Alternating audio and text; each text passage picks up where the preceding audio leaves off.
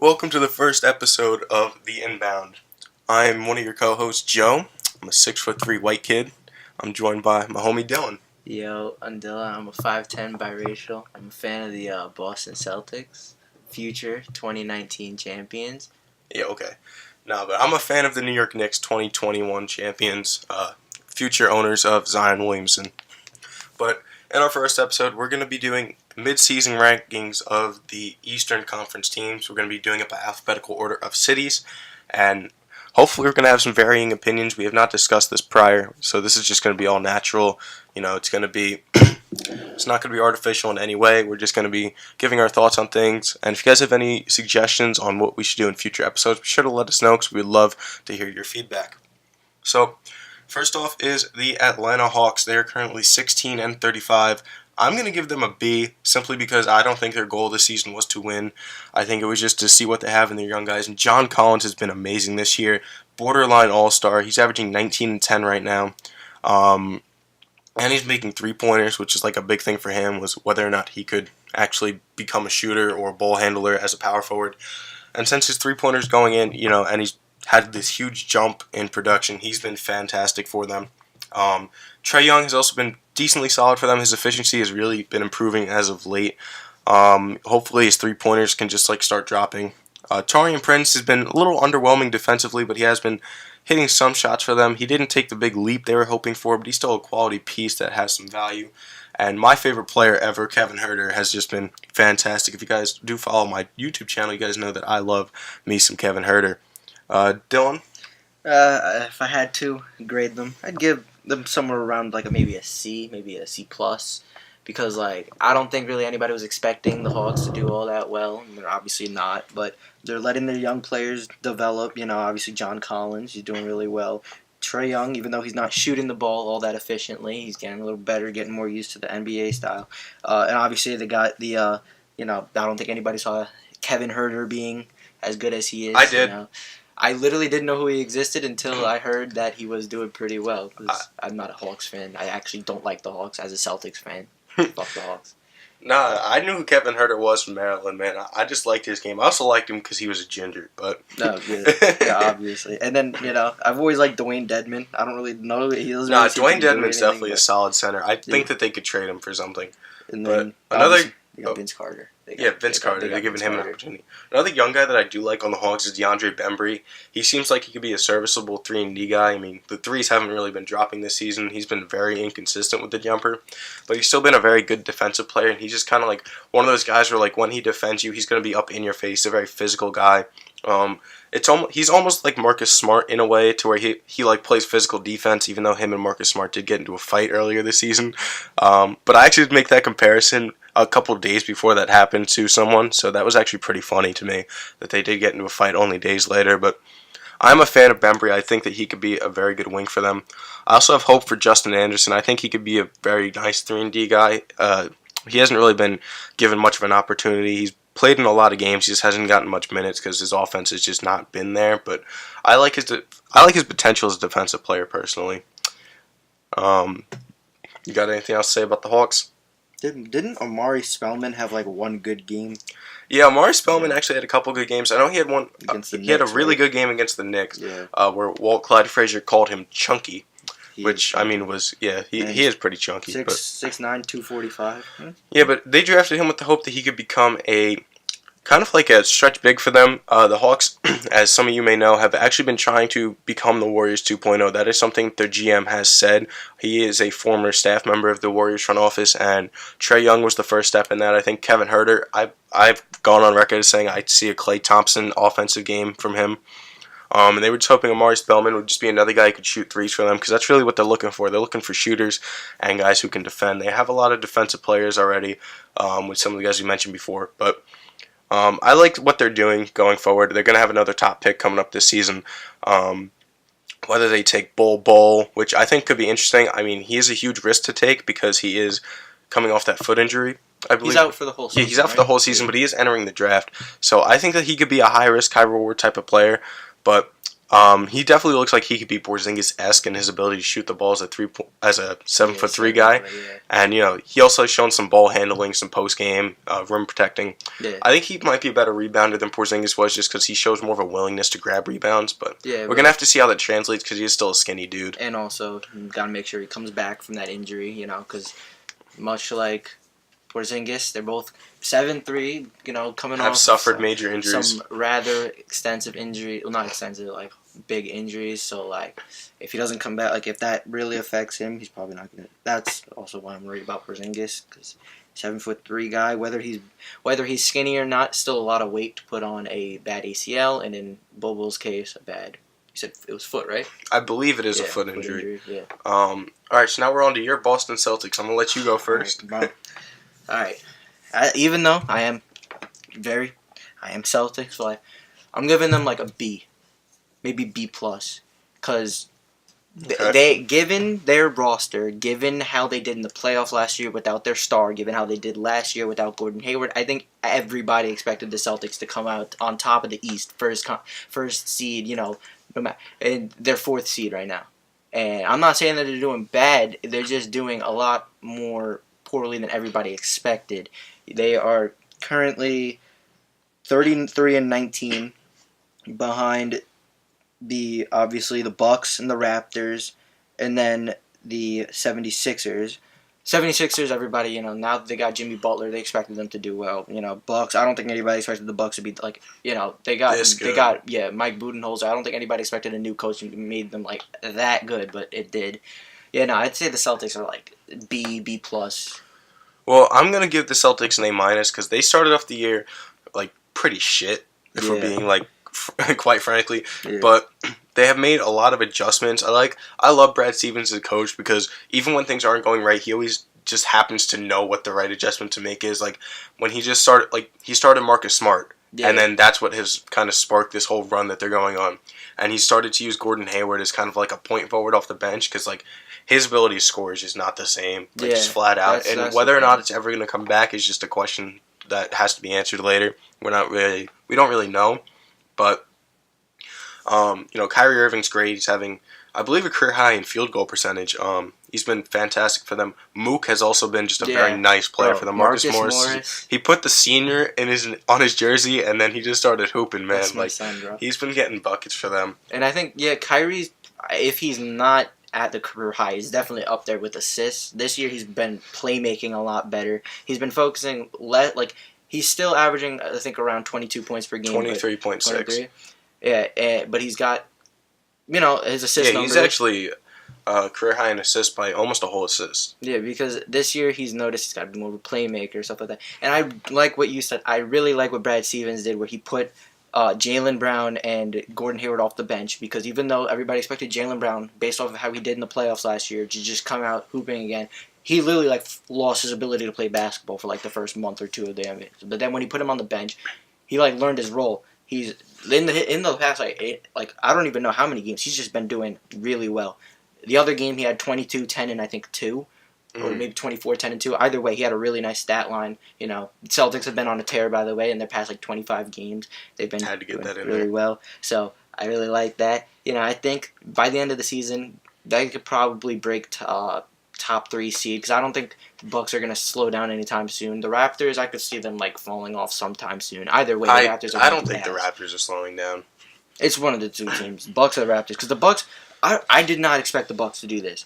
They got Brook Lopez, which is perfect because Brook Lopez was such a huge signing for them and I don't even think that they expected Brook Lopez to be as good of a 3-point shooter I don't think as he is. I mean, we're gonna get into the Bucks later, more in depth, but Brook Lopez has been big for them. But as for the Celtics, with Jaylen Brown especially, I think that a lot of problems Jaylen Brown had was just fitting in with all the talent around him now. Because last year in the playoffs, he started going off because he had a big role. He was the number 2 scoring option with Kyrie and Gordon Hayward both out. And beginning of the year, Brad Stevens was trying to get Gordon Hayward involved more. Kyrie was back, and I think it was just hard to adjust for Jaylen Brown. There's definitely a learning curve there, and I don't really know if he's necessarily gotten over it because he has not been starting, obviously. Yeah, obviously. But he has been fitting in well, at least, and I mean, you just hope that the 3-pointers start to drop. He's only at 32% on the year. As for Jason Tatum, he didn't have the huge leap a lot of people were expecting, but he has been a very good player for them. I mean, he's been very efficient. He's above league average from the field and the three-point line. He's given him 16-6, which is still a solid stat line. You kind of wish he was shooting more, but with the Celtics kind of like system where, they try not to have too much emphasis on one player, just because like that is a lot harder to guard when you have a lot of guys who can kill you rather than just focusing on one. But I mean, is there anything else we need to say about? I just wanted to throw in this this player used to be one of my least favorite players on the Celtics, maybe even in the league, because I just didn't like how he played. He didn't know his role. But Marcus Smart, his 3-point percentage since last year has improved by 6%. Yeah, he's been knocking them down. He's above league average. He's been just a good shooter. He used to be like one of the worst shooters, and he just turned it around. A few years ago, he shot 25% from 3 on the season. Now he's an actual, like, he can knock it down. And I like that because we need that out of our shooting guard, especially since, he's obviously a good defender. He's tenacious, even though he can get kind of annoying. He's probably one of everybody's least favorite players because how he flops and how he always starts stuff. Yeah, like he's DeAndre Ben. He's kind of like how Joakim Noah used to be, where like you hate him unless he's on your team, basically. Lance Stevenson too. Yeah, Lance Stevenson's just funny. But, yeah. No, and the thing with Marcus Smart is like not to like kind of like switch topics here, but just one thing, right? That's exactly why you should not give up on Frank Ntilikina. I'm going to go on a Frank Ntilikina tangent when we get to the Knicks, but don't give up on Frank Ntilikina, Knicks fans.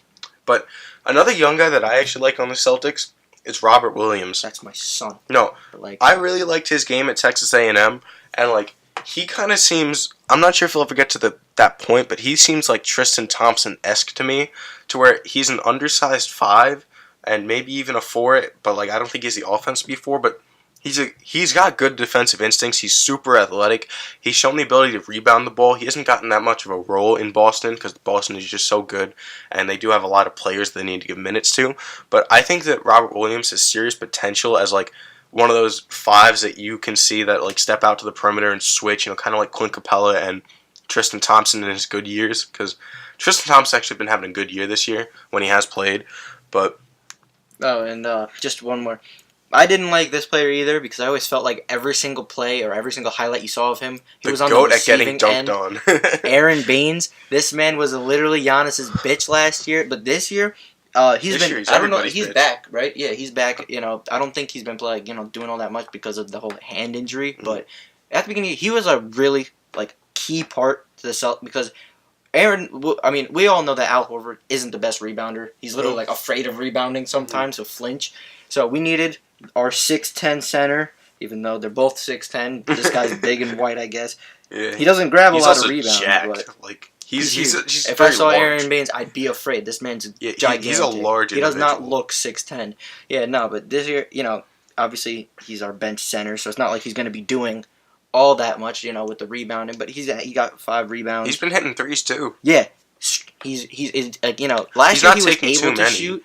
Yeah, this year he's shooting shooting 1 a game, but he's still hitting them. 1.4 a game in 33%. But for a center, 33% is pretty all right. I think Joel Embiid shooting around there, right? Yeah, something like that. For that volume, it's not bad. So, he completely, another one of the players on the Celtics that completely just... And then this is the last one. Obviously, since I'm a Celtics fan, so the last player that I used to dislike, but now I like, Terry Rozier. I used to dislike him. Because this man used to do nothing but shoot the ball. Same thing with Marcus Morris, but Marcus Morris, I always like Marcus Morris, just the way he plays. Terry Rozier used to do nothing but shoot. If he got the ball, you knew he was going to ISO and shoot the ball, whether it was a layup or a 3 or a mid-range, doesn't matter. I literally used to see him pass twice. And then last year in the playoffs, he went off, He became a good point guard. Yeah, in the first series against the Bucks, he went off. Second series, he was low key, but, obviously since we beat the Sixers in 5 games, I guess he did well. And then against the Cavs, he had that really bad Game 7. That was bad. I think he shot 1 for 11, something like that. It was really bad. Yeah, no, but he completely changed. And I don't think he's done much this year, though. I've heard, I think it was 1 game where he was, he did really well. He had, 26, something like that. But he's not, because given the fact that obviously Kyrie's back, so he can't take that role that he had in the playoffs last year because Kyrie was gone. He's done what everybody expected him to do. Put the ball in the basket when it's needed, when he's on the court. obviously, you can't put the ball when he's not on the court, but whatever. Yeah, no. So Terry Rozier. I'm interested to see what kind of money he gets in free agency, because I could definitely see a team like Orlando or Phoenix that needs a point guard just saying like, maybe, he's still a young guy, because like those two teams specifically, they don't really need like older players on for long-term deals. I could see them saying just like, fuck it, he's worth a shot, giving him like maybe $9 million a year, which I don't think the Celtics would match. Personally, I don't think they would match more than like 4 to 6 million. I mean, and 6 million is still saying a lot, but I think that Danny Ainge still has that boner for Terry Rozier. Yeah. So, yeah, that's everything I gotta say for the Celtics. Yeah.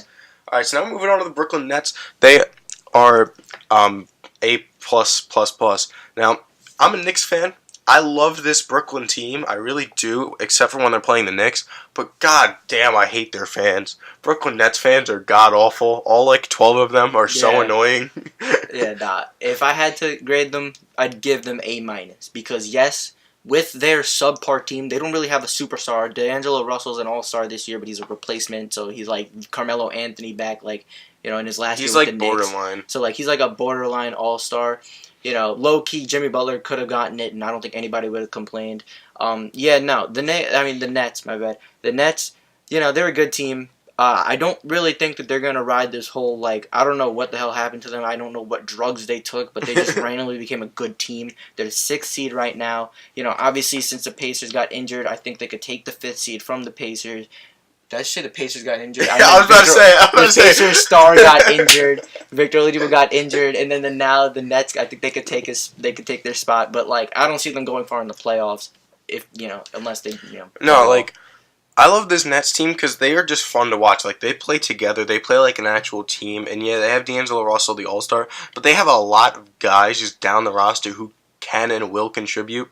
And I think a large part of their success has to go to their coach, Kenny Atkinson. Yeah. I've been saying since they hired him, like since the first year he was there, I think that he's a good coach. I think you give him talent, he's going to do great things because he runs a good system. Like he wants three-pointers, he wants fast pace, he wants defense. He's a good modern NBA coach. The one complaint I do have with him is his play calling at the end of games is a little shaky. Like he's not the best decision maker, but I think with just like learning what works and what doesn't, he may be able to adjust that. I'm not sure if he ever will. I hope that he does for Nets fans' sake. I hope he doesn't for Knicks fans' sake.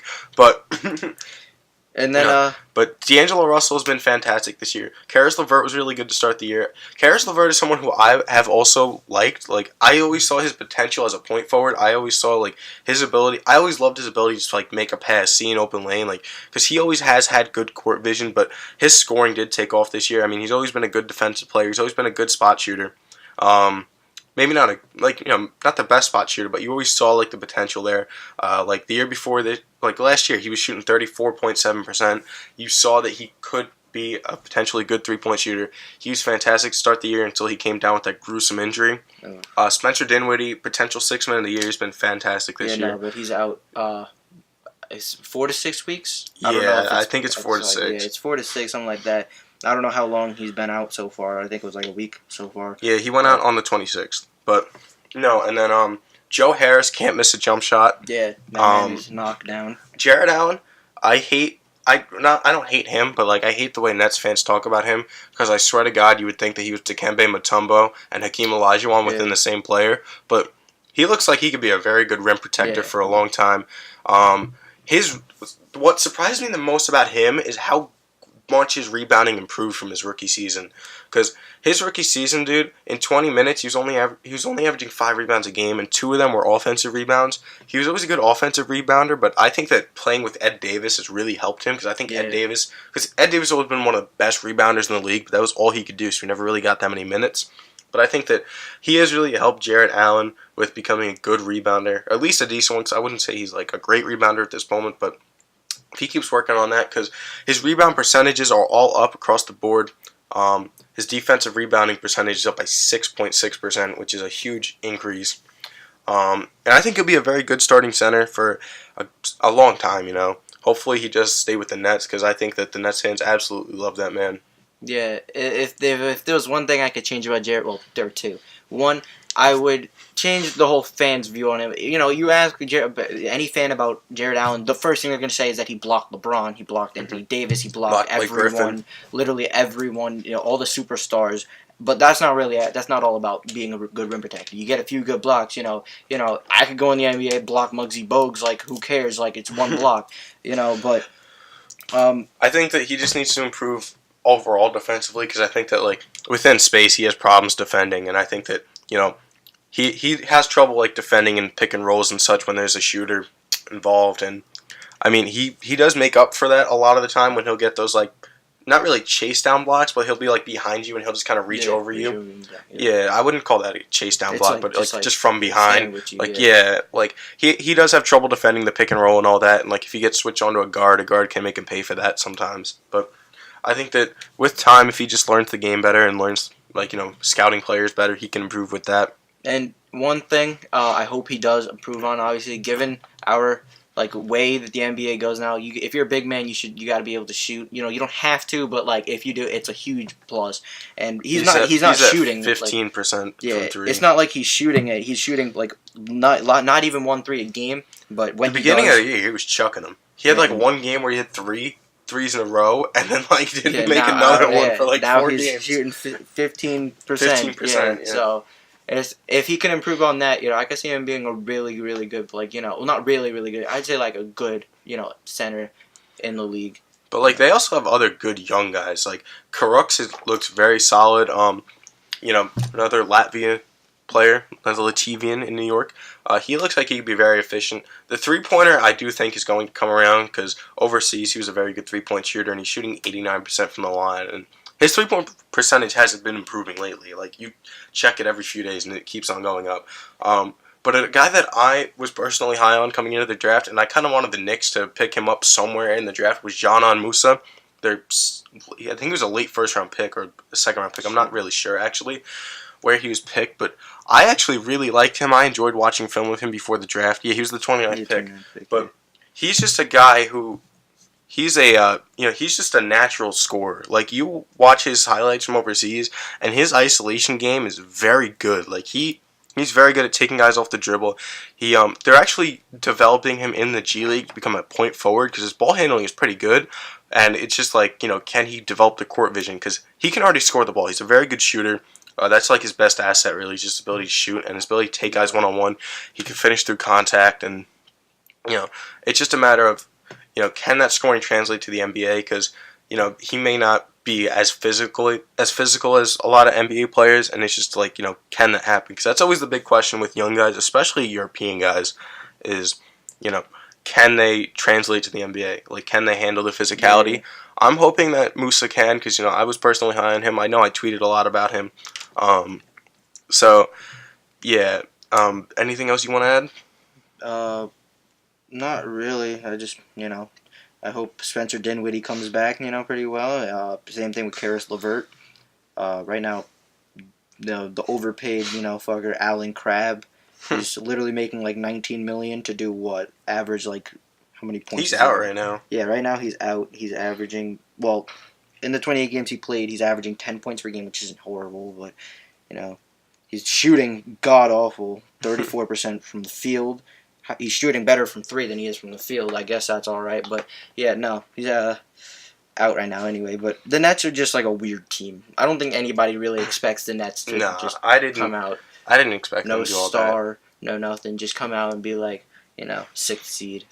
Soon to be 5th seed, in my opinion. As for the Charlotte Hornets, they're doing okay. They're 1 game under 500. They're the 7th seed.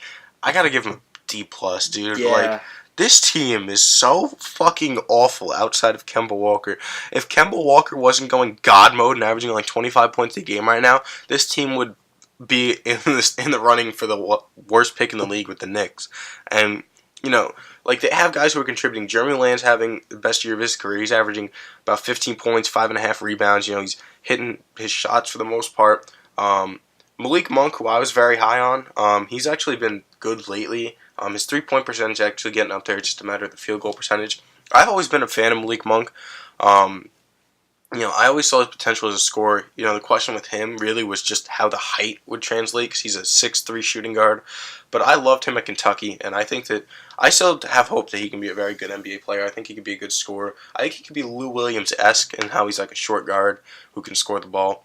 And of course, former Knick, Willie Hernan-Gomez, he has been draining three-pointers. He's at 45% from three, less than one attempt per game. But, he Willie Hernan-Gomez has always been a guy who could score the ball efficiently, rebound, but he just can't defend anything. I also do like Miles Bridges. I thought the Knicks were going to draft him. I thought that he was the guy the Knicks were going to take.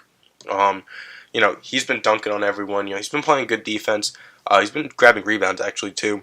Will the three-pointer come around? He was a decent three-point shooter in college. I think that he can become a good three-point shooter. But he's a guy that I like because I thought that the Knicks were going to take him, so I watched him a lot, and I saw a lot of good things in his game in college, and I've seen a couple Hornets games, and I think he's pretty solid. I don't think I've ever watched a Hornets game beginning to end. Pretty much if you want to sum up the Hornets season, Kemba dropped 60, but they still lose to the 76ers. I said that's a pretty much good summary of this. Because, if I had to grade them, I'd give them, I might even give them, a C-D, because other than Kemba Walker, they've got promising players. Malik's all right. I low-key like Cody Zeller. He's all right. I love Cody Zeller, dude. Decent. I'm not sure how they are this year, but last year Cody Zeller's on-off numbers were insane. He completely transforms their defense. Cody Zeller is one of the most slept-on players in the league, with just his ability to change the game defensively. Because that was a thing that a lot of people who actually follow the entire NBA we're talking about is just how he was able to change the Charlotte's defense so well. Another thing that's interesting, he's only played in 24 games, but Frank Kaminsky has been efficient, people. He's shooting 48.5% from the field, 35% from three on 2 attempts per game. He hasn't been playing. He's only played 11 minutes, but people, Frank Kaminsky is hitting shots when he has played. So that is something to keep your eye on. Yeah, if Frank Kaminsky is a guy that, once he got drafted, you never heard of him again. He had a great career at Wisconsin, and then, he just kind of got sent off to die in irrelevancy in Charlotte. Fuck Charlotte. Bro, I think if there's one place I wouldn't want to play in the NBA, it's Charlotte. That or Utah, Memphis. honestly. Memphis. Yeah. And they also, another problem they have is they've got a lot of money wrapped up in Bismack and Nicholas Batum. Batum's making, I think, around $20 million, and Bismack's making 17. See, he's got a player option or something. Batum's contract wasn't that it wasn't one of the worst in the league until this year. Not at the time when they were signing this year, it, he just, the thing with Batum is that he can do everything. It's just he's not doing anything. He refuses to shoot the ball this year. He doesn't want to touch the ball. He just wants to collect his paychecks. And next year, they have 5 players committed to $13 million plus contracts. That is Michael Kidd-Gilchrist, who has a player option next year, which he's going to accept. Cody Zeller, who has $14 million. Marvin Williams, who has a $15 million player option, going to accept. Bismack Biyombo, $17 million player option, he's going to accept. Nicholas Batum, $25 million. And, I don't see them moving Nick Batum. I don't know a single team this season that would want to take on Nick Batum. I think the best chance they had was last year when he was at least doing something. And, he's not doing anything right now. But Kemba Walker is unrestricted free agent, yes. Right? All right, so I don't know if he's gonna. I don't know if I could see him coming back. He keeps saying he wants to come back, but I get the loyalty thing, but there's a point in time where it's just how do you enjoy? Yeah, how do you enjoy just playing in Charlotte with this team? Either missing the playoffs or just being first round exits. How could you just because everybody knows that Kemba's capable, but there are also people that question him. Is he like Devin Booker, putting up good stats on empty stats, pretty much good stats on a bad team? So eventually, if I were Kemba, I would have to leave Charlotte because unless they want to bring in a superstar, which they can't, cause, unless they're trading Nick Batum for Kevin Durant, next year. I don't know, but I don't think that's happening. There's actually a young player on Charlotte that I'm intrigued by. He's 23 years old. Name is Dwayne Bacon. He was taken with the 40th overall pick in the 2017 draft. He has not played that much. His career average is only 12 minutes per game. He's only playing 10 minutes per game this year.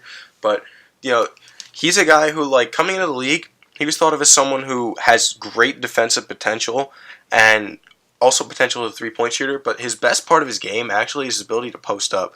He's very weird to where like he's a good post-up player where you won't really see that much anymore, but it's just very interesting to me. But like he also has abilities to do other things. Like he can shoot the ball. He's been knocking down his shots when he has played this year. He can defend. He's an athletic guy. He's long, no homo, and his ball handling isn't too bad. Like he could genuinely develop into a very good NBA player who he can give you 25 minutes a night of just playing good defense. He can run a couple pick and rolls for you. He can get you some buckets. Like a poor man's Chris Middleton. I kind of see him as.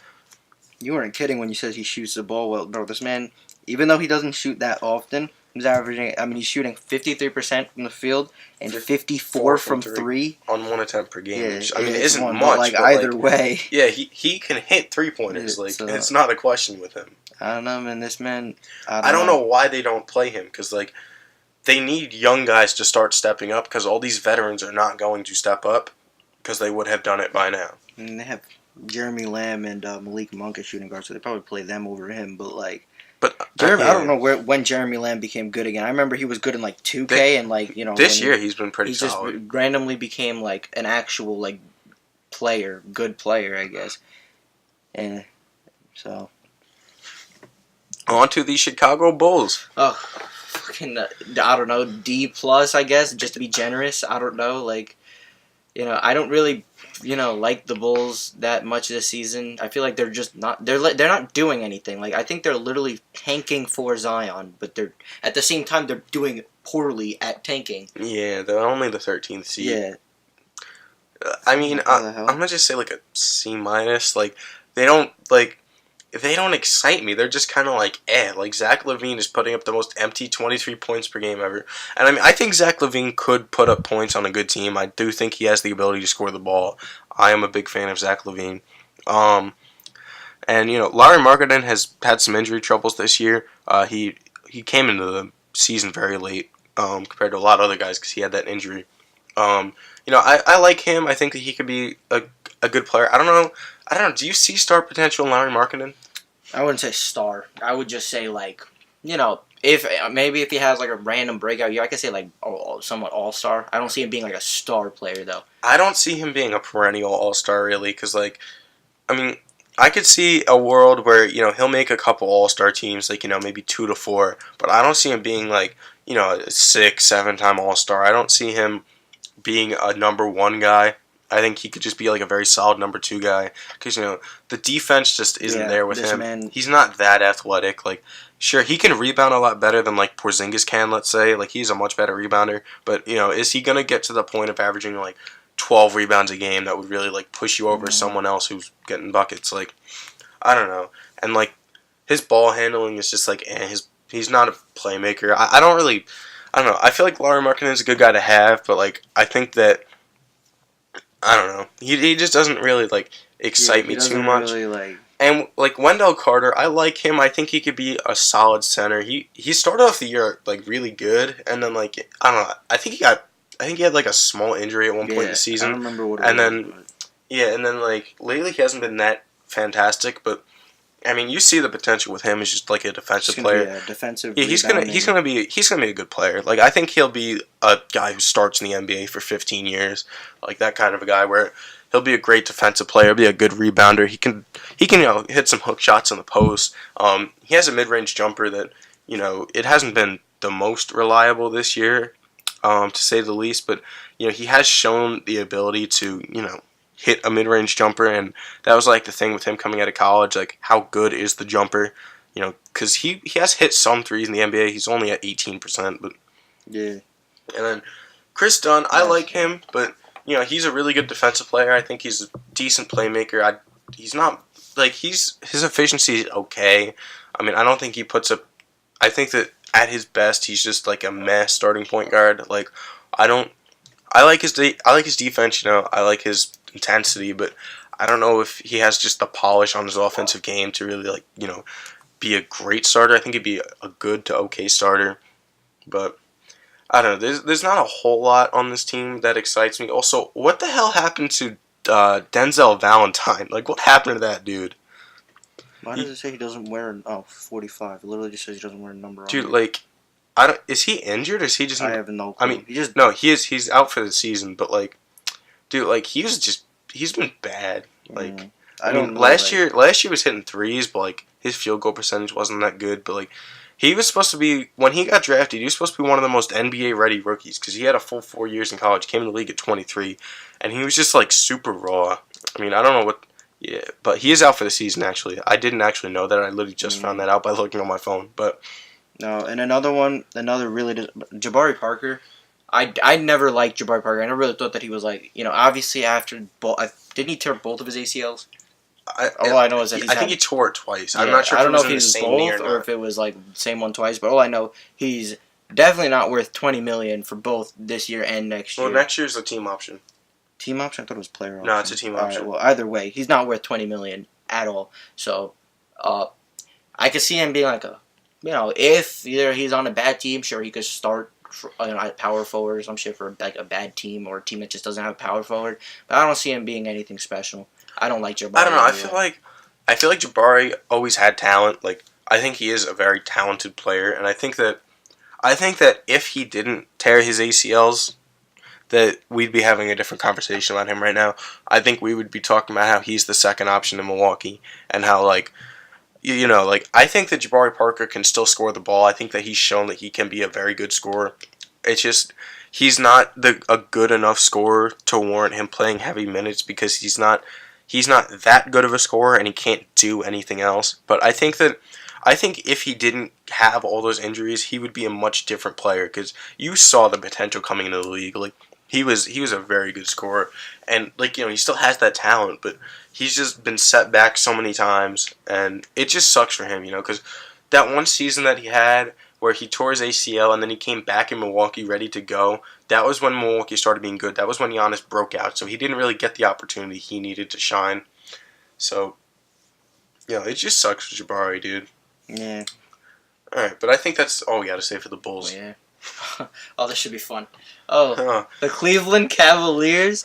They are nobody expected dumpster fire. They're a joke. They are literally a AAU team in the NBA. when Paul Pierce, Paul Pierce is my favorite player of all time. But this was kind of like a stupid statement. He said that Duke could beat them. I don't think that Duke could beat them because this is an actual NBA team. They're putting up 100 points. Well, I don't know if they're doing that actually, but they're supposed to be putting up at least 100 points. Yeah, per they're putting up 102. Yeah. So, consistently every night, and even though they play 8 more minutes a game than college teams because 20-minute quarters. Yeah. So either way, I don't think. But the Cavaliers are. I think they just got their 10th win the other night. Well, they got their. They went on a 2-game win streak. Oh crap! They went on a 2-game win streak. That's crazy. Yeah, no. Yeah, I went crazy for that because the Knicks got the worst record in the league, maybe. They're tanking for Zion, both. Yeah. Bro, I can't wait to see a Knicks at Cavs game. Because if that game doesn't break 100 points for if each team doesn't break 100 points, I won't be surprised. They're gonna be they're either all gonna keep scoring because neither of them are gonna be playing defense, or they're just not gonna score at all because neither of them can score. Yeah, no, but the Cavaliers, the Cavs. Nobody expected the Cavs to be good because they were all LeBron last year. Kevin Love, is he still injured? Yeah, he's still out. So the Cavaliers don't really have anyone.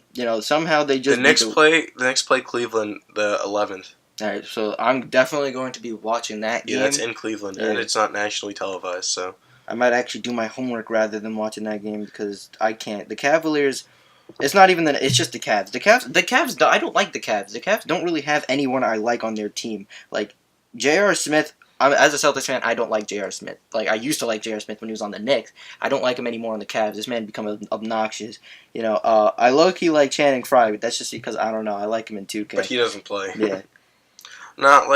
I don't know. Chetty Osman has disappointed me personally because I thought that this year he's gonna have a breakout year. I thought he's gonna average 15, 7, and 5 maybe because he's a good rebounder. Yeah. He's actually got good court vision, but he can play. I think he could be a playmaker in the NBA, but his shot has just not been falling at all.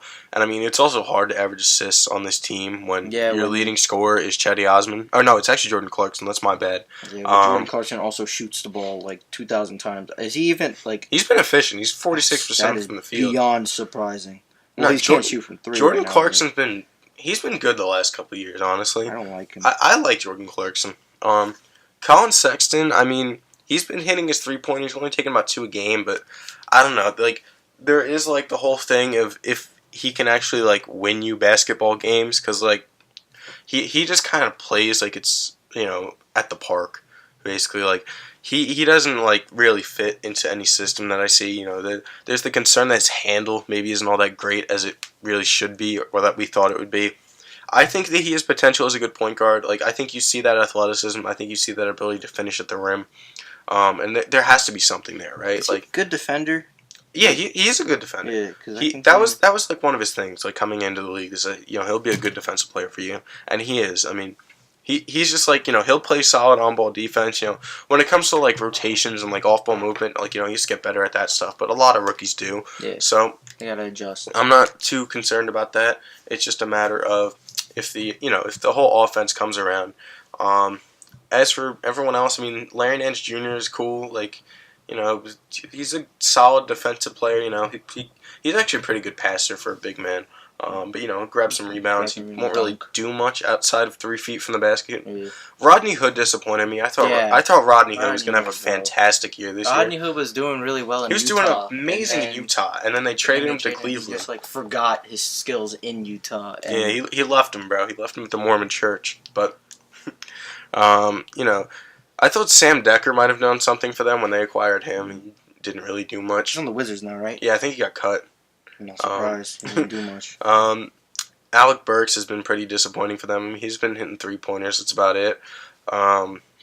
Matthew Dellavedova. Yeah, Matthew Dellavedova is there. I love Matthew Della. Delly's been good, though. Delly's been 47% from the field, 40% from 3. He'll give you that defense. Although he only plays well in Cleveland. Yeah. All right, move on to Detroit. D-.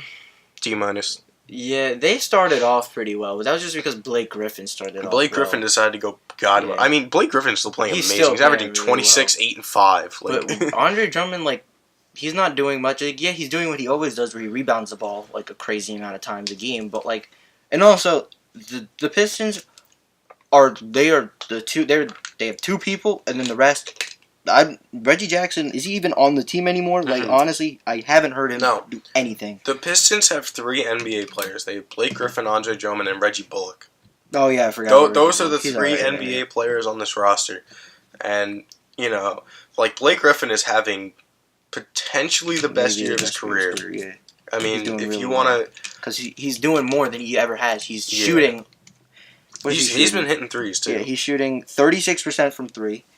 Which is near Klay Thompson was I don't know if he still is. So I think Klay's been better. Klay's definitely gotten Klay started off so cool. Yeah, he was 37%, but that's beside the point. Reggie Bullock's a good shooter. He's at 37% over 6 attempts per game. That's pretty solid. But Blake Griffin's actually shooting more threes per game than Reggie Bullock, which is pretty surprising. But what I like about Blake Griffin's game is that he's not one of those big men that only shoots off the catch. Sometimes you'll see him just randomly he's got a good handle too. Yeah. He can do things off the dribble for you. What sucks about Andre Drummond is that he's not, since they got rid of Stan Van Gundy, he hasn't been last year. Andre Drummond was playing well for them because they didn't have him just chilling at the basket. They were using him as a ball handler and a passer. They had him at the top of the key, and he was looking for guys coming off screens, and he fit really well in that. He was averaging 3 assists per game last year. He was more efficient because he wasn't posting up, but now Dwayne Casey's. Right, Dwayne Casey's the coach now. Yeah, I mean Drummond's back to posting up and taking bad layups and it's just this team sucks, dude. Yeah, I don't like the Pistons either. The Pistons don't really do much for me. A guy that I'm interested in is Luke Kennard. Because in his career he's been able to hit threes. The field goal percentage, almost there. It's just I think that if you give him a better role and you put him in a good system, that he can really do something. Because white guys from Duke just tend to work out. Yeah, JJ Redick pretty well. Yeah. And then they have the speed demon that can't do anything. Ish Smith. He's a playmaker. If he wanted to just run up and down the court, he could literally do that. I don't think anybody would care. They could just let Blake Griffin dribble the ball, and then he can just sprint up and down. Yeah, he'll just sprint. No one cares. But Ish Smith is a good passer at least. He's always been one of the better passers in the league. But it's just like he doesn't really play. Like he plays, well, he gets minutes. It's just like in his not minutes, meaningful minutes. Yeah, in his minutes, he's 2.8 assists. But I don't really know how. I don't watch Pistons games. Like I literally don't think I'd ever watch a Pistons game unless they're versing the Celtics and Kyrie has like 80 points. Because there's no way I'm watching a Pistons game voluntarily. And I don't. So that's I don't know. He's only played 25 games this season though, so like he's definitely been injured. He still is. He's day to day with the same injury that Steph Curry had, the adductor or whatever that is. I don't know. Don't care. Don't care. Yeah, no. Pistons, they just don't get me hyped because I don't care. Detroit's kind of like a weird place in basketball. So on to the Pacers. So I'm gonna give the Pacers an A-. I think that now here's the thing, right? This may not be a popular opinion, but I don't think the Pacers are gonna have a drastic drop off because I think that the thing with the Pacers as to why they're so good is because they play like a team. They play together. They play defense. They move the ball, and I think that can still work without Oladipo. Obviously, losing Oladipo was a big hit to them, but Oladipo, people have to keep in mind, Oladipo he hasn't been the same offensive player he was last year. I mean, he's been inefficient this year. He's putting up only 19 points per game, but he's still putting up 5 rebounds, 5 assists. Oladipo's still a valuable player to them on both ends of the floor. He is their best scorer. But yeah, no, the Pacers. I think they'll be able to keep it up without him. Sabonis has been insane this year. I mean, he had that one game against the Knicks where he went 14 for 14 or some shit.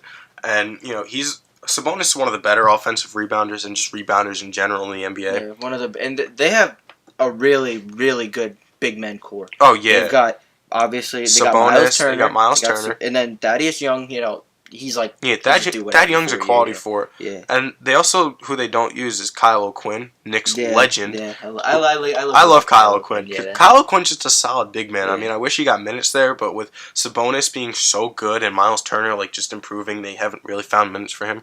And, Miles Turner has been hitting threes this year. He hasn't taken too many, but he's also been a very good rim protector. I'm not sure if he still leads the league in blocks, but I know he has for the majority of the season. I think it's 2.5. 2.7. 2.7, all right. Yeah. But Darren Collison's also just a quality point guard. Corey Joseph's a decent backup for them. They got Dougie McBuckets, who's just going to hit three-pointers. Bojan Bogdanovic. It is Bojan? Yeah, it's Bojan. Bojan. It's Bojan Bogdanovic. Bojan Bogdanovic. Yeah, he's just a pure sharpshooter. He took away three-point I remember last year against the Cavs in that playoff series, I remember Game 7. I remember Game 7, dude. He was guarding LeBron in the clutch. I was like, this is interesting. I want to see how this goes. And he didn't do a terrible job. I mean, LeBron still got some points because he's LeBron, but he actually didn't do a terrible job defending him.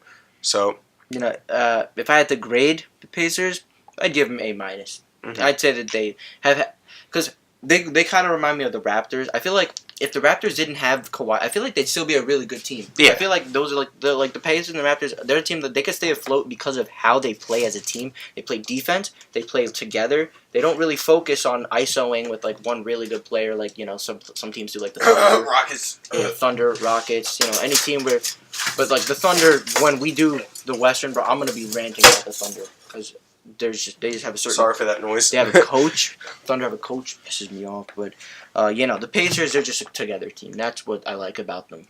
That's really it. They don't really, now that Victor Oladipo's out, I can see them falling down maybe 6th, 7th seed. I can see the Nets maybe taking their spot because how many games the Nets are right behind them, right? Something like that. No, I think the Pacers have been. I think the Pacers still had a couple games ahead of 4 everyone. or 5. Yeah, but I would say Pacers A-. Yeah. Now, as for the Heat, C. Yeah. They got point justice. Yeah, point justice. That was one of the best moves they could have done. Is Goran Dragic injured or something? Yes. Yeah, I haven't heard his name in forever. Josh Richardson, I like him. I'm a huge believer in Josh Richardson. I just like the way he plays. I feel like he's just I've always liked Josh Richardson. I feel like some people, more specifically Heat fans, I think they hype him up a bit too much, but a lot of teams tend to do that. But he's been very solid this year. He's having a somewhat breakout year. I think that there's still potential of him having another level to get to as a scorer. I really do. But I think that he can get to the line more, and I think he could just have a bigger impact on the team eventually. I don't because this really isn't something that you can do, cause change, because with the Lakers, when Kobe did it, it was different because they were going to be bad no matter what. But the Heat with Dwayne Wade, they're kind of like, I'm not saying he's doing poorly. Dwayne Wade's having a pretty good season for somebody that's in their last season. 13-4. But like they're giving him a lot of shine, but they're still a team that's trying to contend like somewhat in the playoffs. Mm-hmm. So you got to realize that even though he's putting up 13-4, you've also got younger players and players that can do just as well, if not better. That are being outshined because of the fact that he's in his last season. Like you don't see Dirk, you don't see that happening to Dirk because mainly also the Mavericks are the Mavericks. They're not really very deep, but the Heat they don't really have. Well, Dirk isn't starting. Yeah, I know he's not starting. Yeah. Is Dwayne Wade starting? No, Dwayne Wade's like the sixth man, but like Dirk isn't even playing heavy minutes. He's playing like 10 minutes a game. That's the thing because they're not doing that. Well, also Dirk hasn't officially made his retirement. Like he hasn't officially announced retirement. I thought he said that he was retiring. No, next season. he hasn't. Because he doesn't want to farewell tour or anything like that. Yeah. So we don't even know if he's going to play next year or not. But as for the Heat, I mean, another couple guys I like, obviously Justice Winslow. He's also been hitting threes this year at an almost elite rate, pretty much 39%. And now he's been shooting a lot of threes off the dribble since he ran point guard, and he's been very good at it. Derrick Jones Jr. has also been very good for them. Yeah. I used to not like him because I thought that he was just another one of those just dunking literally like nothing DJ else. Stevens. Yeah, I don't even know who that is. Like literally, that name literally sounds like somebody out of like a hip hop video or something. Yeah, DJ Stevens used to have a crazy good vertical. I'm gonna have to show you some highlights after this. But Derrick Jones Jr. He's been good from the field. He's 51% from the field. He's also been hitting threes, 36%. And his defense has actually been good. Like I didn't think Derrick Jones Jr. would be like that good of a defensive player, but he's been very solid for them defensively. He's like been if you look at him, minutes. you would think like he could play defense. He's built like a defender. He's got long arms. Yeah, he's athletic he's fast, as hell. Athletic, yeah. I like Bam Adebayo. I was about to say I love Bam Adebayo, dude. I think that Bam Adebayo will be a very good defensive player. Because I also don't like Hassan Whiteside. I've always found him overrated. He doesn't really try on defense unless it's somewhat like like a block opportunity. Yeah. So I really don't like Hassan. I feel like Bam. They should just let Bam do his thing because Hassan Whiteside isn't getting any better than he is right now. Unless he can expand his range, I really don't see him. Unless he expands his range or cares more, I don't see him getting any better. He's never going to be All-Star caliber, and if he is, then sure I'll eat my words, but. I don't see Hassan getting any better. I don't see Hassan being an all-star. I could see Bam getting a lot better. Isn't Dion unhappy with his minutes right now? I don't know. I think he just came back off an injury recently. Yeah, because I think he was injured most of the year. I know he was complaining because he always complains, but I don't know. This man. What do you think about Mose from The Office? I mean, Tyler Johnson. I mean, he's good. I don't know if he's worth the money that they gave him. I'm pretty sure he's around 19 mil, something like that. I'm not very good with contracts. I just know that this man's contract. No, he's around 19 million.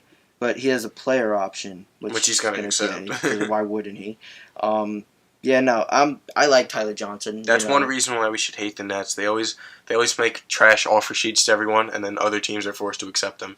They did that with so many players. They did that with Alan Crabber originally, but then they traded for him, so then they got the bad contract. Because he was on the Trailers, right? Yes, and the Nets have always wanted Alan Crabb, and they tried multiple offers to trade for him, but then when he hit restricted free agency, they made him that huge contract that he's on right now. The Blazers matched it, but then they traded him to the Nets for I think it might have been an expiring contract or something like that, but it wasn't much. Where did Nick Stauskas come from? Where'd they get him? Philly. Philly, yeah, Philly. Nick Stauskas has been hooping. Yeah, I love that guy. Yeah. We'll get into him in the next episode, but. Yeah. That's it for me. I really don't know. Also, shout out to Duncan Robinson. Should have been a Spur, for obvious reasons. I literally didn't know that man existed until Dude, he's I mean, he's just the most stereotypical white guy you can think of. Think of every white guy basketball stereotype, and that's Duncan Robinson. He's not athletic. He's not athletic. He doesn't dunk. He shoots threes. He only shoots. He only shoots threes. If you look, his field goal is the same. Literally only shoots. That's crazy. Dude, I'm telling you, and he can't handle the. He's not a good ball handler. He's not athletic. He's not a good defensive player. This man only shoots threes. He's only played in 4 games, but oh, that makes sense. He's just a stereotypical white guy, basically. But that's just a Spur name though. 'Cause, Tim Duncan, David Robinson. Oh yeah, facts. I literally just peeped that. That's why I said that originally. Yo, what the? Oh, and then hold on. I just want to say I don't like Kelly Olynyk, but he's. I love pretty Kelly, well. bro. I just don't like Former him Celtic. on the Celtics he was good, but I don't know. I just really don't like him. He was just one of my least favorite. Also, I don't really trust dudes named Kelly unless it's Kelly Oubre. Facts. So, Kelly Oubre's too cute not to trust. bro. That's. On to the Bucks though. That's an A plus plus Yeah, plus plus yeah, plus, A+. dude. They've got Giannis has A+. been insane. His rebounding has just been crazy good. It's been crazy good this year too.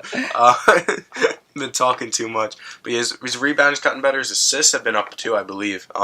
He's been just like all around a monster.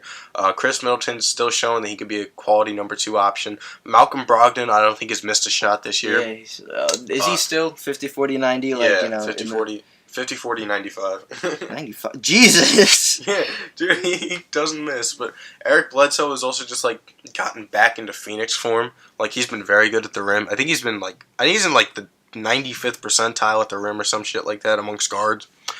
Brooke Lopez became a sharpshooter out of nowhere because like his last year in Brooklyn, right? He started to shoot threes and he was at like right below league average.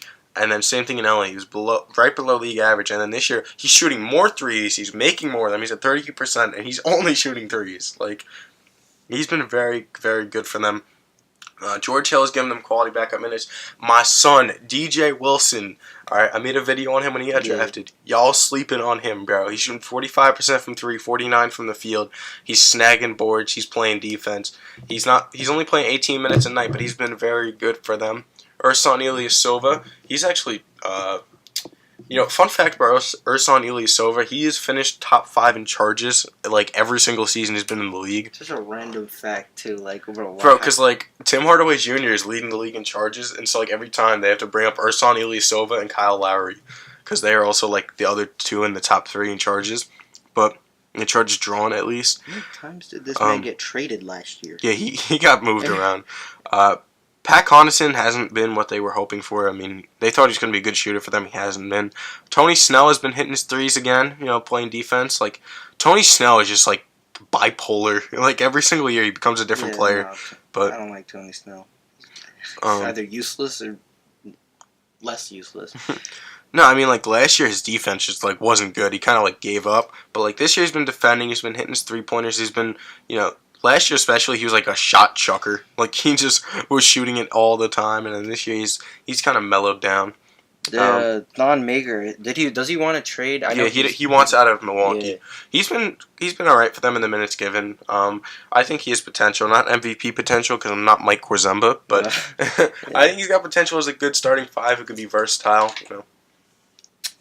Yeah, no, because this year they're only playing him 12 minutes a game, and in those 12 minutes he's shooting 33% from 3, which is good. He's shooting 44% from the field. I don't know how he's doing on the rebounding side, but this man is 7'1" and he's literally averaging around 3 rebounds. But 3 rebounds in I'm gonna check per 36 minutes.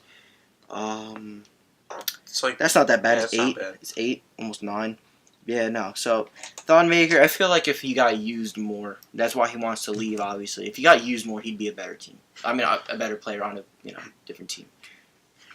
All right, Joe. It's my time to shine, baby. Knicks. New York Knicks. Since you're gonna go on a long rant, I'll start with mine. First. I'd go. I don't even know where to put the Knicks though, because like nobody expects them to win, but nobody also. I don't think anybody expected them to lose 41 games before 10 wins. But I don't know. They're gonna get Zion. I could see them getting Zion. They're also gonna get their off season's gonna be 10 times better than this season because they're gonna get Zion most likely. If not Zion, definitely RJ Barrett, and then they're gonna sign a big name free agent. Actually, we're recording this after the Duke game when they played St. John's, and in a post-game interview, Zion did just say that he would like to play in a big 3 with KD and Kyrie on the Knicks. The exact quote is, "It would be dope to play with KD and Kyrie, but whatever team drafts me, I'm going to be ready. Zion, a Knicks dream team." Also, the betting odds on KD are great. Yeah. There's a plus 180 for yes, negative 250 for no. I don't want Kyrie to go to the Knicks, but yes, I'm okay if Kyrie goes to the Knicks because first of all, that's New York, obviously New York. Yeah, you are so born and raised in New York. I'm okay with anybody coming to the Knicks because even though I'm a Celtics fan, the Knicks are like one of the few teams in the not Eastern Conference, Atlantic Division that I don't hate. I can't stand the 76ers, but I'll go with that when we get to Sixers. Raptors, they're all right. Nets, I like the Nets, but Celtics, the Knicks, yeah, whatever. I don't know about Kyrie, but I can see they're definitely getting KD. Honestly, if KD goes anywhere else, that's going to be just as much of a snake move because this man, 2016, landed in Boston to tell everybody he's going to Golden State. So this man's been hyping. He's practically hyping up coming to the Knicks himself because this man's like interested in the Knicks. And it's hard to get an answer out of KD because KD's just a bitch. And KD has also talked highly of Kevin Knox. I mean, that's just 'cause I like Kevin Knox. Kevin Knox. I don't know how you can't talk highly about Kevin Knox. Kevin Knox, he's just like quiet. I literally he's had good games and he doesn't really say much. He also looks like that thing from Night at the Museum. The stone thing. Yeah, the one that's like I'm dum dum you give me. Yes. Yeah, gum gum gum. Yeah, that's what he looks like. No, but may I have the floor now? Yes, go ahead. Knicks get an A+, bitch. I mean, the purpose of this season was to tank. We are tanking. Of course, it's the year that they want to change the lottery, so that way the top 3 picks get the same odds as at the number 1 pick, which I mean is bullshit. But this season was about trying out the young guys. I have a couple complaints about Fizdale. I like him overall, but I think he doesn't play frank enough. I think his boner for Moutier is just so large. As for Kevin Knox, I like Knox. I personally didn't think the Knicks were going to take him, and I'm not even going to lie, I wasn't that high on him coming into the draft. I didn't think that, he was going to be that good, but, he didn't really have much of an opportunity at Kentucky, because that Kentucky roster was pretty loaded, and he wasn't, the number 1 shot taker that year, in the slightest. He was just kind of, to me, he looked like a guy who was just going to be, a 3-and-D guy, but, he also didn't really give much of a crap out there because the big thing with him coming in was the motor issues. There was just concerns about if he was gonna care about the game enough. But after watching him play some more, because I really didn't watch that much Kentucky basketball last season, I'm not gonna lie, but after seeing him play, I see the potential in him as a scorer. He was compared to Tobias Harris by who does the comparisons on draft night on the show after guys get drafted. I think it's Jay Belis. I think that's who it is. He compared him to Tobias Harris. I don't necessarily disagree, but I'm also not 100% sold on that comparison. Just because I think that Tobias Harris, a lot of he's more of a mismatch because he's fast enough to get by power forwards, but he's strong enough to overpower small forwards. And I don't really see that necessarily with Knox. I think that Knox is just a more of Knox just shoot a lot of contested shots. I see him just kind of pull up those what 2K would call lightly contesteds, where he'll have enough room to get it off. Well, I mean, if you play for the Knicks, I really don't think that you're going to get many open shots. And also, I really don't think he would care that much. It's not like he's playing on a contender where if he's dicks around, he's going to really get penalized, lose his minutes. No, but the young guys in the Knicks, I'm very high on. I love every single one of them. I'm not too high on Moutier though, because I honestly think that people are overrating what Moutier is doing because he's putting up empty stats on a bad team, and he's also not leading to wins because there have been a couple games this season where Moutier has single-handedly blown them. But I haven't been complaining about them for the tank, but I think that I honestly wouldn't be heartbroken if Moutier walked in free agency. I really wouldn't care. I've never been that big of a fan of Moutier, but as for Kevin Knox, I love him. I think he'd become a 18 to 23 point per game scorer. I think he'd be a perfect number 2, number 3 guy for you.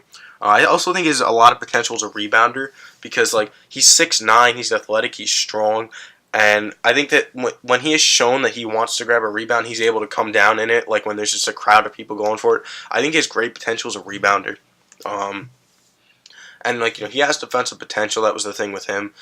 He's got length, he's got size. He has shown a willingness to play it sometimes, but before you go on your Frank rant, I would just like to say that there are 4 players on the Knicks that I really like. Noah Vonleh. Mm-hmm. He's really he just got really good. Alonzo Trier. Diamond in the rough. Mitchell Robinson. That was my next player. And he's new, but Dennis Smith Jr. Mm-hmm. I just like him. I like how he plays. He's like Nate Robinson if Nate Robinson was like good. Like if Nate Robinson wasn't 5'9", he'd obviously be better. But I really don't think he'd get as much like attention. Because like it's the same reason why Isaiah Thomas guys that and also Isaiah Thomas averaged 29 points per game. But like Muggsy Bogues, he's 5'3". Let's be if real. he wasn't that short, he wouldn't be known today. If he was even just like 5-6 inches taller, he wouldn't be that known. Just because the reason why is because he holds a record. So I don't know. I feel like Dennis Smith Jr. actually has, especially now that he's not going to be like overshined or outshined or whatever the term is by Luka, because when he was in Dallas, Luka was the main he was the man. He was because even before the season started, but everybody knew that Luka was going to just be like because EuroLeague MVP, signed his pro league contract or whatever the hell, and at 15, everybody knew he was going to be good. And Dennis Smith Jr. There were a lot of doubters, and there were a lot of people that were high on him, and I'm one of the people that's high on him. I really think that he's going to be good. Whether he's an all-star player or not, don't know, don't care. All I know is that I just know he's going to have a solid career. So yeah, and I just like Mitchell Robinson because I like the way he plays. I just like the way he plays like a center. No, I was just going down by age and to talk about all these young guys. But Mitchell Robinson was up next. I love Mitchell Robinson, man. He DM'd me on Twitter once. We agreed to play basketball. Haven't done it yet, but it will happen. But he looks like he's shown all the signs to being a great defensive big man in the league. He set the record for blocks per game in the summer league, summer league, but still. Yeah. He's averaging 2 blocks per game right now in 17 minutes per game, which is a crazy amount of, it's a crazy production.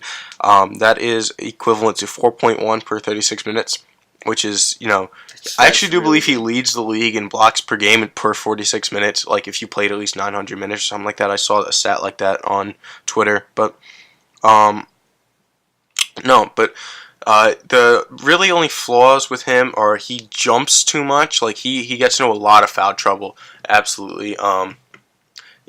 And his free throw percentage is lower than my chance of landing a girlfriend. So I want to know 46% from the line. Jeez. He cannot hit a free throw. Because the big problem with him is that when he shoots free throws, he shoots it with his palm. He holds the ball in his palm and he just kind of does it I can't show the people. I can't show the people listening, but I'm showing you. It's not really like a flicker. It's more like just like a pushing off. Yeah, it's like a push because he holds the ball in his palm. He doesn't do it off the fingertips. That's something I noticed right away. And the last few games, Walt Frazier, he's the Nick's great point guard. He's also the color commentary, I believe is the correct term, for the MSG crew. And he always brings that up is that he doesn't shoot it with his fingertips, but. I think that he'll be a very good starting center for us. Frank, I hate Knicks fans because they're so they're hypocrites, dude. They're hypocrites because for years they complain about how no one on the Knicks play defense. We finally get a young defensive guy and they all want to trade him and they say he sucks. Frankie Ntilikina last year was second in pick and roll defense when he had Enes Kanter as a starting center. It's ridiculous. Frankie Ntilikina has shown that he plays great defense on James Harden, D'Angelo Russell, Dwayne Wade last year. He's shown he can lock up NBA All-Stars. I don't know why Knicks fans hate this kid so much. I love Frank, dude. It's because those are the fans. They're just looking at stats. They are just looking at stats. They're just looking at points per game. Yeah. And dude, but the thing is, you need guys like him to win. There's never been a team that has won a championship that did not have a lockdown defensive player. The Warriors have Draymond Green. I won't even say championship teams. I'll just say teams that are good right now. Warriors have Draymond Green. The Thunder have Paul George and Andre Roberson. The Celtics have Marcus Smart, Jaylen Brown, right? Name a team. I'll name you one. The Spurs have Dejounte Murray, even though he's hurt. Well, I was going to say Raptors, but we all know Raptors have Kawhi Leonard, Danny Green, Kyle Lowry, OG Anunoby, Pascal Siakam.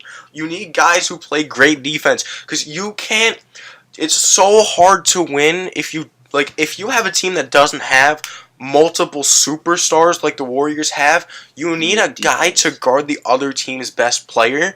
And say you have Kevin Durant as your best player, you don't want him wasting all of his energy guarding LeBron James in the playoff series.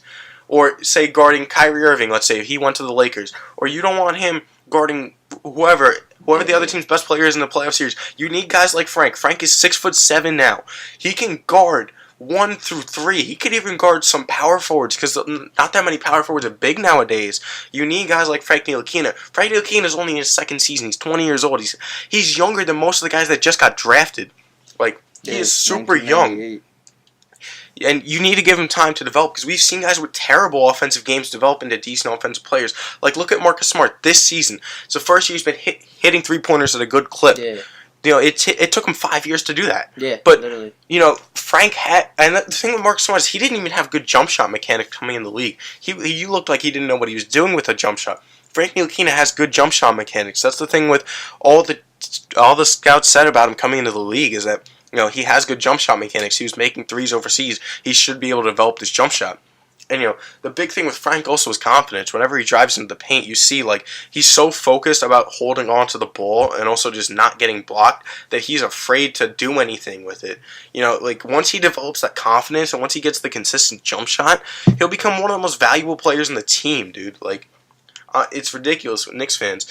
But then there's also Luke Cornett, who's shooting 43% from 3 as a center. You know, my man is a straight pure stretch 5. Like, I love Luke Cornett. I had no clue. I thought he was a shooting guard. Up until I found out that he was an actual, like, big man, I thought he was literally a shooting guard. No, I remember when we picked him up. He was undrafted out of Vanderbilt, I want to say, right? Something like that. Yeah, Vanderbilt. He was undrafted out of Vanderbilt. I remember when we picked him up, I was like looking over like his game. I was watching some film of him at Vanderbilt, and I was like, "Yo, man, this dude can shoot." I remember last year he came in his debut. He had a great game, his NBA debut. You can look at it right now. Just go into his game log.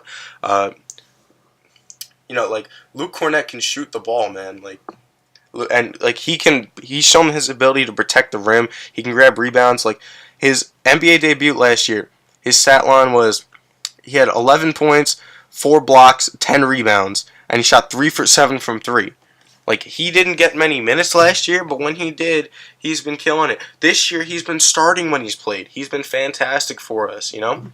Mario Hezonja, I'm not too high on. I mean, I like him as a dude. I think that, you know, he's a good guy to have, just, like, for locker room stuff. Like, a couple games ago, Enes Kanter, like, when he was getting all those DNPs, there was a timeout, and everyone was in the timeout, and Enes Kanter was just sitting on the bench, like a few seats away. Mario Hezonja left the timeout, went over to him, and said, "Get the fuck up and cheer." Like, you know, I like that about Hezonja. I don't like him on the court because he just doesn't do much. But and then Noah Vonleh, he's improved so much this year. Noah Vonleh, he's been hitting three-pointers. His ball handling has got really good. I don't know if, you know, you have to watch Knicks games to see this because there's no stat that measures ball handling. But he's been handling the ball. Whenever he grabs a rebound, if there's not a guard right next to him, he just runs up the court with it, you know? And he's shown, like, even, remember that one, I don't know if you watched the Celtics-Knicks game last night, but there was, there was one play where it was, like, the end of a shot clock, and he gets the ball. He's at, like, the wing, basically. He's, like, one step in the three-point line, like, near the hash, and he did, like, 2, like, between the legs moves, and he looked like he was about to take a step back, but he found Kadeem Allen wide open for a three-pointer. He drained it. You know, like, Noah Vonleh can handle the ball. He's always been a fantastic rebounder. His defense has been very good. He's finishing at the rim. And then there's ISO Zoe. I mean, I think he could be like a 6-man of the year one day. I really do think he could be like a Lou Williams, Jamal Crawford, John Stark kind of a player. You know, where he'll just be a straight bucket getter off the bench. Damian Dotson looks like he could be a very good 3-and-D player. He had a fantastic game against the Celtics last night. He had like 22 points, I think. He's also one of the quickest players in the league. He refuses to dunk the ball for some reason. I don't know why, because I've seen him get up there, but he just likes to lay it in for some reason. I guess he just doesn't have a confidence in his ability to make a dunk, but I think he'll be a very good player for us. And then I like Kadeem Allen. We just picked him up recently. He was on the Celtics last year. He didn't play much. Yeah, but I don't know if Kadeem Allen is here long term just because he's a point guard, but he looks like someone who can be a very good defensive player. You know, like he's a great hustle guy. His first game with the Knicks, he had a very good game. He was knocking down 3-pointers in the last couple games too. And then, you know, we just acquired Dennis Smith Jr. I'm someone who has, you know, not been the highest on Dennis Smith Jr. because the Knicks didn't take him. But also, like, there is just the thought that, you know, maybe he isn't, like, in the Derrick Rose school of, you know, athletic point guards who actually play point guard. Like, there is the, you know, the belief that he's just like Monte Ellis with a dunk package. But, you know, I'm going to remain hopeful that he can be something, you know, like I hope that he can become a good point guard. Yeah, if he can he can get into the defense and he can finish at the rim. And those are two things that are valuable to have. They're good starting abilities, but he has trouble reading the defense, playmaking, and defending, which are three things you need to do as a point guard. So, I mean, I think it'll be interesting to see what happens with him. But I think this season with the Knicks, it's an A+ because they have the worst record in the league. Zion's coming, KD's coming, Kyrie's coming. I just want to know, they have quite a few centers and like quality centers. I can name Mitchell Robinson. Now they got DeAndre, Enes Kanter. Then you said Luke Cornett plays center, right? Yes, Luke Cornett's a 7'1" center. What are they gonna do? Well, Enes Kanter hasn't been playing the last month or so. Yeah, because of the whole thing. Because he sucks and he isn't a young guy. But I think DeAndre Jordan is either going to get the Enes Kanter treatment, he's going to get bought out, or he's going to get traded. Because the rule with regarding players who just got traded is you can only trade them within 60 days if you are only trading away one player. So the Knicks would have to get either one player back or one player and a pick back for just DeAndre Jordan. So it would have to be like a 1-for-1 deal. But I honestly think they're just going to let him get bought out and then he'll go to the Lakers. I think that's what's going to happen. But that could be pretty good, though. Yeah, I mean, he would fit well in the Lakers. Like, the same way Tyson Chandler's been good, but DeAndre Jordan can play more minutes. He's like a JaVale McGee, but, like... Better. Yeah. So we... I guess. We spent a lot of time on the Knicks, too. Yeah, facts. I was going off. We're already we're already an hour and 15 minutes into this, but... So we got Orlando up next. I don't like Orlando is one of the teams where I literally don't think I've ever followed the Magic. They've never been one of the teams I've liked. They've never really stood out to me. This year they've got Vucevic. He's been going off, all-star of course. But like are they tanking or are they just like not good enough to do anything? Cuz like they're like in that no man's land where like they're a young team, but they also have like a lot of veterans that are winning. That are like helping them win. So they're kind of like stuck in that no man's land that teams kind of get into, to where like they don't know where they're at. Because everyone thought they were going to trade Vooch in the offseason, and then like all of a sudden Vucevic became an all-star, and Aaron Gordon's been all right. 16-7. He hasn't really gotten that jump to stardom that we've been hoping for. Evan Fournier is just like he's always just been like he'll score. Right. He'll score on a bad team. I mean, he hasn't even been efficient from anywhere. Terrence Ross has actually been very good this season. 38% from 3, 14 points a game. Potential 6th Man of the Year candidate. DJ Augustine also has been very good.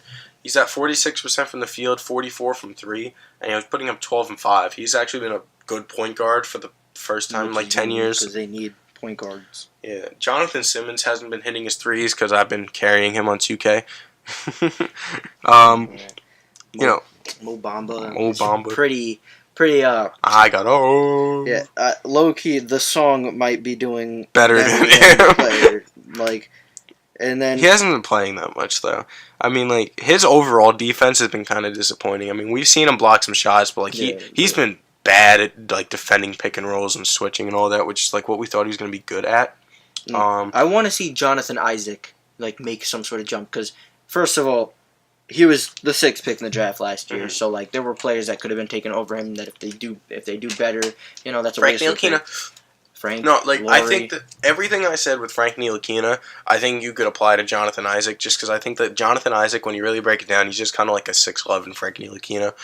Maybe not the same ball handler, and I don't think he's as good of a passer as Ntilikina is, but power forward, like so different role. I don't like if you actually watched Jonathan Isaac at Florida State, he was actually like hooping it up. Like, he was like there were some highlights that I saw where like he was hitting like turnaround jumpers and stuff. Like, I think that like he has the ability to put the ball in the basket. I think he just needs to get better at it.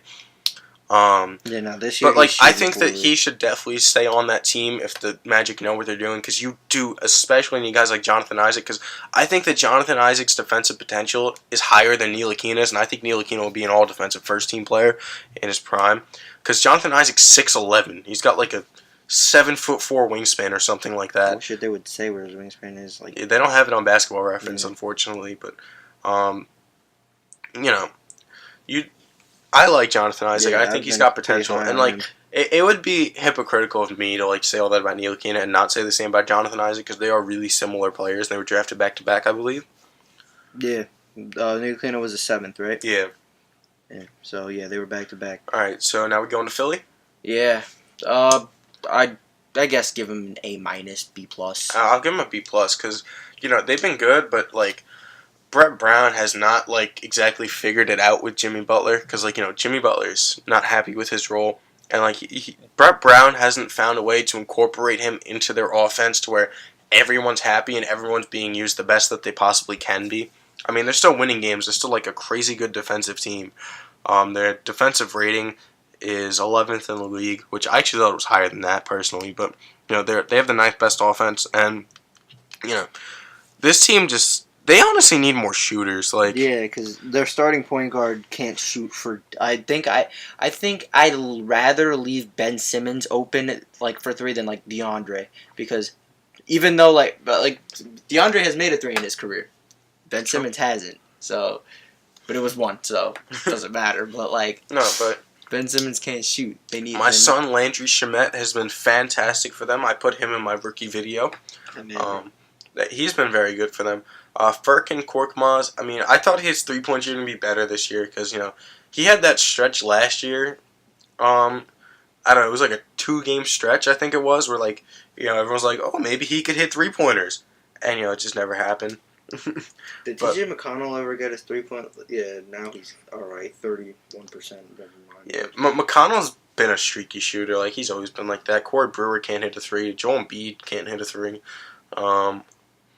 But, Wilson Chandler just went down with an injury, too. Yeah, like, today, I think. Wilson Chandler, like, he's, like, they're just quad. I watched him on the Celtics game when they versed, like, the 76ers. That was Christmas Day, right? Yeah, I remember that game. Yeah. Wilson Chandler kind of gave the Celtics a problem. He's like an offensive guy. I don't know if he plays defense. I really don't know Wilson Chandler all that well. No, Wilson Chandler's the kind of guy where, like, the way you would describe him is like, like master of none, but like good at all. Like, he's serviceable at everything. Like, he's a decent defensive player. He's a decent 3-point shooter. He can put the ball on the floor sometimes. He can. There's not really a thing on a basketball court that Wilson Chandler cannot do, but there's not anything that he can do phenomenally, consistently. So, but like JJ Redick is going to be asked to play heavy minutes for them in the playoffs. Probably the same thing with Landry Shamet. Have you ever heard of this Hayward Highsmith? No. Not at all. Played 2 games for them, but that has to be the greatest name I've ever heard. Haywood Highsmith. Bro, where he's played 2 games. He's from Wheeling Jesuit University. Where? What? That's not a place. Jesuit University. That's definitely not a real place. I'm gonna Google that. Yeah. Wheeling Jesuit. It's in West Virginia. It looks like they're a football school. Because that was like the first thing that popped up. I would explain why this man was the. Is he a rookie? He is a rookie. I think he went undrafted. Yeah. But,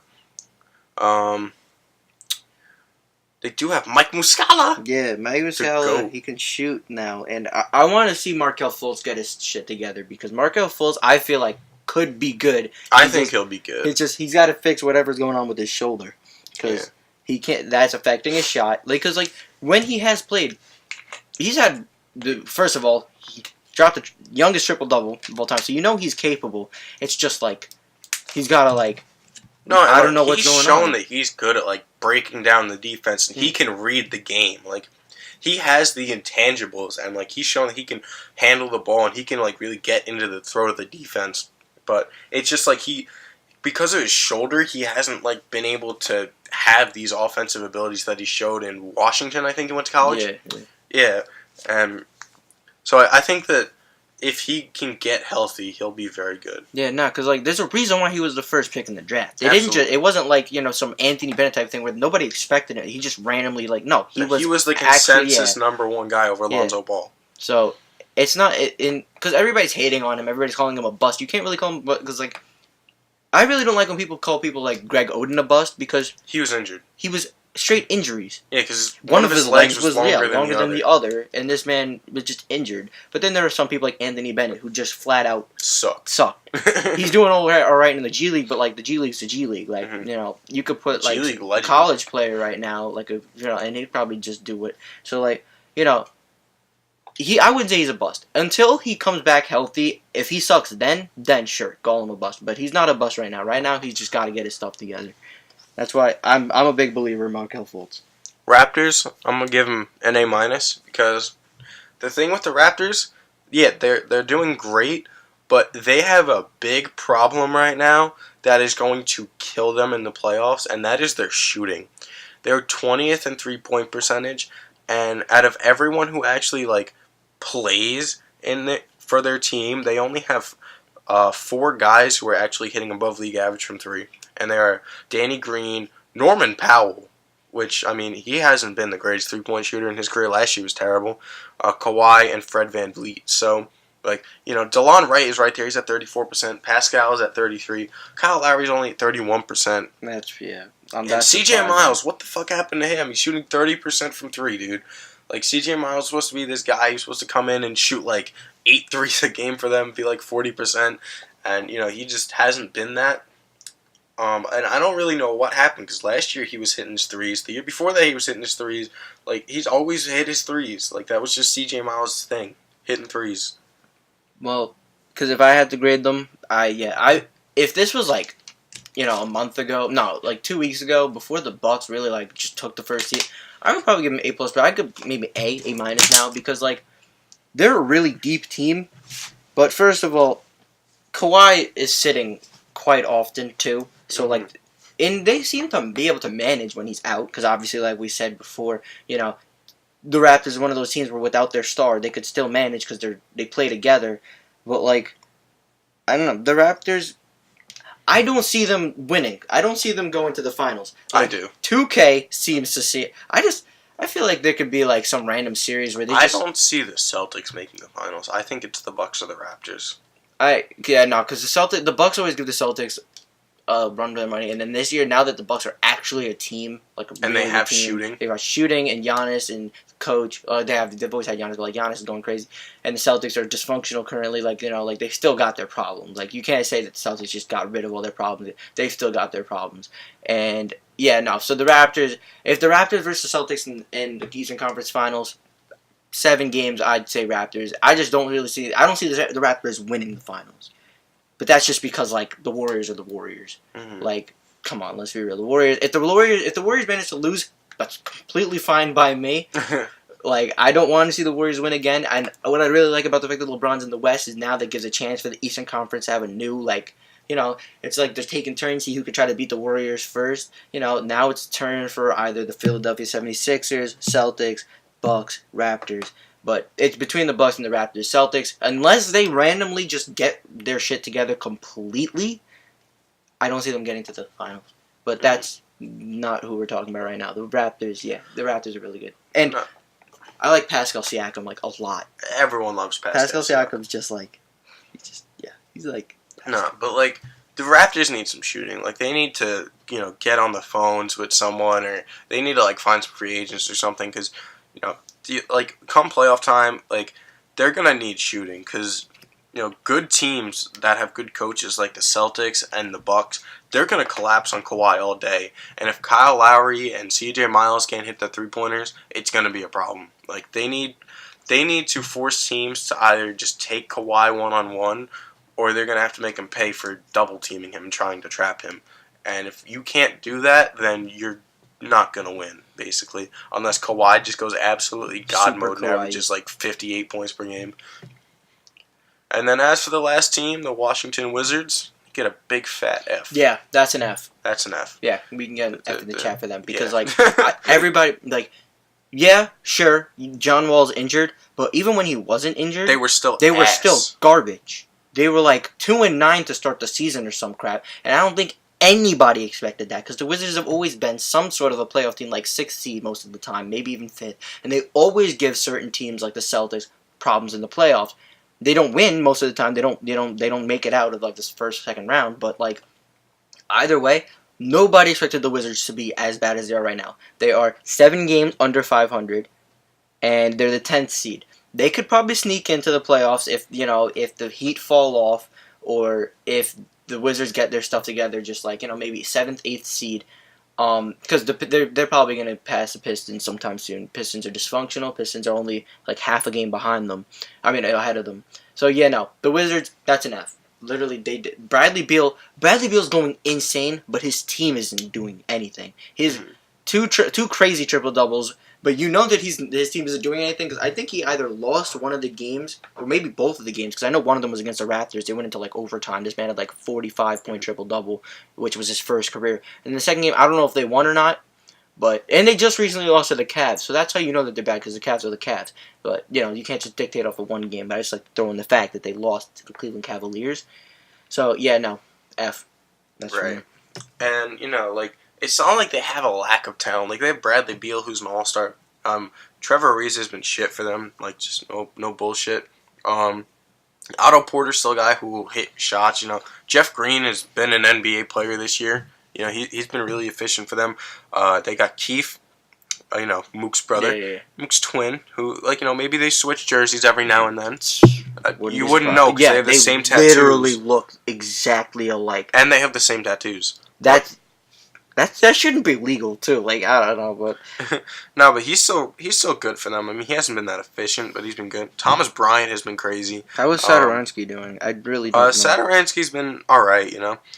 He's actually nailing it from three, yeah. but he doesn't take too many. Yeah. I wish Satoransky would play more, dude. Because I've liked Satoransky the last couple of years, dude. He can play point guard, right? He is a point guard. Yeah, because it says right now that his primary is shooting guard, and I remember him being a point guard because Nah, he's always been his primary position point guard. He's a 6'7" point guard. Yeah, he's always been just a point guard. I think, they cut Ron Baker, unfortunately. That's rough. Yeah, but is Dwight Howard playing? He's played 9 games. Yeah, he's out with the back injury. Yeah, fucking too many trannies. Yeah. That's rough. I don't know, man, bro. Dwight Howard. Cause if the whole Wizards team was healthy, I could see them turning their shit around. But John Wall being out. Oh yeah, Scott Brooks sucks. Bro, I don't remember him being this bad. I thought that he was at least a decent coach, but I guess much like Billy Donovan, he gets more credit than he deserves. Yeah, bro. I can't wait to rant about Billy Donovan's bitch ass. No, and one of the bigger problems with Scott Brooks is that he doesn't stagger his players. He takes them out in whole groups. It's like a my team game where he plays bench and starters a lot of the time. He doesn't stagger players very often, and you need to be able to do that if you're a coach. But I think that's all we got to say. Yeah. All right, thank y'all for giving us a listen. Be sure to give us some suggestions. First episode. Long episode too. Yep, 131 minutes. I just said 100 an hour and 31 minutes. Yeah, but be sure to like us, rate us, whatever you're listening on. Yeah. And we'll be back for more. Your moms, your grandmas, your sisters, your aunts, brothers, your uncles, your brothers to check in. Yeah. Yeah. Your sugar daddies. Yeah. All right. Well, all right. Well, peace. We're out.